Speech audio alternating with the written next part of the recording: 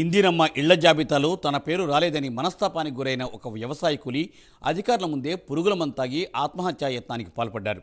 ఈ ఘటన ములుగు జిల్లాలో చోటు చేసుకుంది. ములుగు జిల్లా కన్నాయిగూడెం మండలం బుట్టాయిగూడెంలో 3వ రోజు ప్రజాపాలన గ్రామసభ జరిగింది. ఇందిరమ్మ ఇళ్ల అర్హుల లిస్టును అధికారులు వెల్లడించారు. కొత్తూరుకు చెందిన కుమ్మరి నాగేశ్వరరావు అనే వ్యవసాయ కూలీకి ఇల్లు రాకపోవడంతో మనస్తాపానికి గురై గ్రామసభలోని పురుగుల మందు తాగి ఆత్మహత్యాయత్నానికి పాల్పడ్డాడు. నాగేశ్వరరావును హుటాహుటిన 108 ద్వారా తొలుత ఏటూరు నాగారం సామాజిక ఆసుపత్రికి తరలించారు.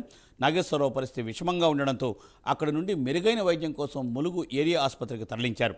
ఇల్లు రాకపోవడం వల్లే తన భర్త పురుగుల మందు తాగారని నాగేశ్వరరావు భార్య లక్ష్మి బోరున విలపించారు.